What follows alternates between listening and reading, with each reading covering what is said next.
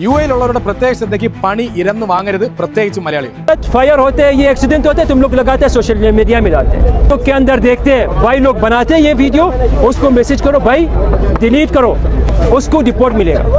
എല്ലാവരും കേട്ടല്ലോ, അനാവശ്യമായിട്ട് നിങ്ങൾ ഈ സോഷ്യൽ മീഡിയക്കകത്ത് എവിടെന്നെങ്കിലും കിട്ടുന്ന മെസ്സേജുകളോ ഫോർവേഡ് മെസ്സേജുകളോ നിങ്ങൾ പ്രചരിപ്പിക്കരുത്. അത് ചിലപ്പോൾ പഴയതായിരിക്കാം, നമുക്ക് പോലും ഉറപ്പില്ലാത്ത കാര്യങ്ങളായിരിക്കാം. അത്തരത്തിലുള്ള കാര്യങ്ങൾ നിങ്ങൾ പ്രചരിപ്പിച്ച് ജനങ്ങളെ പാനിക് ആക്കി കഴിഞ്ഞാൽ നിങ്ങൾക്ക് നല്ല എട്ടിൻ്റെ പണി തന്നെ കിട്ടും. അതിലൊരു സംശയമില്ല. ഈ രാജ്യത്ത് നിന്ന് തന്നെ നിങ്ങളെ പറഞ്ഞയക്കാനുള്ള എല്ലാ നിയമങ്ങളും അതിൽ പറയുന്നുണ്ട്. അതുകൊണ്ട് ദയവ് ചെയ്ത് നിങ്ങൾ അത്തരത്തിലുള്ള പരിപാടികളൊന്നും പോലും നിങ്ങളെല്ലാവരും സുരക്ഷിതമായിരിക്കുക, പാനിക് ആവാതിരിക്കുക. ഇവിടെ അതുപോലെ തന്നെ ചില വീഡിയോസിലൊക്കെ വോയിസ് കേൾക്കുന്നു, യാ മോനെ സീനും പൊളി. നിങ്ങൾ എന്താണ് വിചാരിച്ചിരിക്കുന്നത്? ഇത് ദീപാവലിയാണെന്നാണ് നിങ്ങൾ വിചാരിച്ചിരിക്കുന്നത്?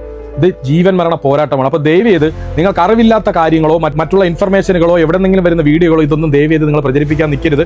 നമ്മൾ ഈ മണ്ണിൽ വന്നത് ജീവിക്കാനാണ്. അപ്പോൾ ജീവിക്കാനുള്ള കാര്യങ്ങൾ ചെയ്ത് അങ്ങനെ പോവുക. ആവശ്യമില്ലാത്ത കാര്യങ്ങളൊക്കെ ചെയ്ത് വെറുതെ പണി മേടിച്ച് പോകേണ്ട അവസ്ഥ ഉണ്ടാക്കരുത്.